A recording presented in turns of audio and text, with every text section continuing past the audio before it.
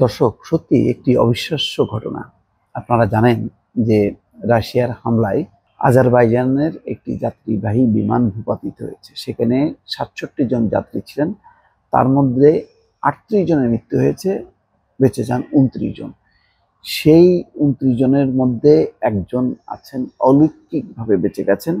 তিনি হচ্ছেন সুবহনকুল রাখিমভ।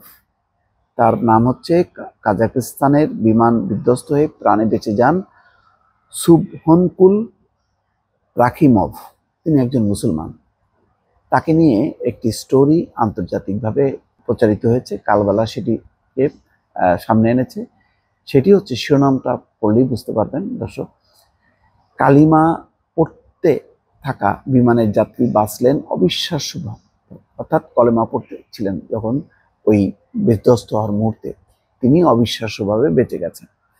এই খবরে বলা হচ্ছে, চোখের সামনে নিজের মৃত্যু দেখতে পাচ্ছিলেন, কিন্তু এমন পরিস্থিতিতেও হাল ছাড়েননি তিনি।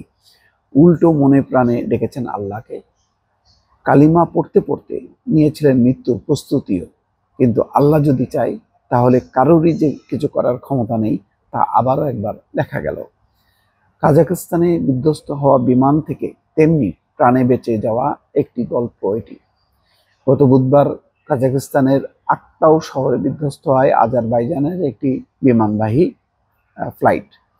বিমানটিতে ৬৭ জন আরোহী ছিলেন, তার মধ্যে ৩৮ জনের মৃত্যু হয় এবং প্রাণে বেঁচে যায় ২৯ জন।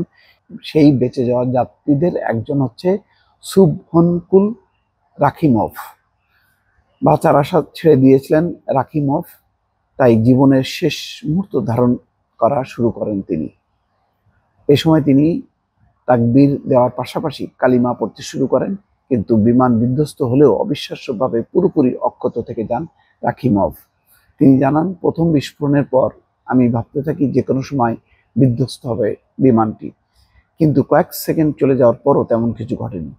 হাসপাতালে বিছানায় শুয়ে থাকা রাখিমভ গণমাধ্যমকে জানান, এভাবেই ১ মিনিটের বেশি সময় কেটে যায়। কিছু না ঘটায় আমি তাকবীর দিতে থাকি, কালিমা পড়তে থাকি।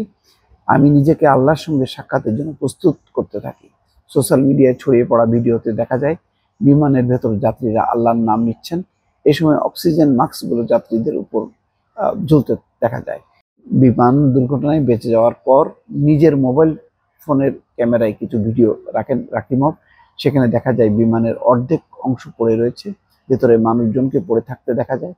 কয়েকশো মিটার দূরে কালো ধোঁয়া উঠতে দেখা যায়। এ সময় জরুরি কর্মীদেরও উদ্ধার কাজে অংশ নিতে দেখা যায়। আসলেই রাখে আল্লাহ মারে কে। তেমনই হয়তো এই যাত্রীর জীবনে হয়েছে, এবং এই কারণেই শিরোনাম হয়েছে যে কলেমা পড়তে আল্লাহর সঙ্গে শেষ সাক্ষাতের জন্য তিনি প্রস্তুত হচ্ছিলেন, কিন্তু অবিশ্বাস্যভাবে তিনি বেঁচে গেছেন। দর্শক, ভালো থাকবেন। আল্লাহ হাফেজ।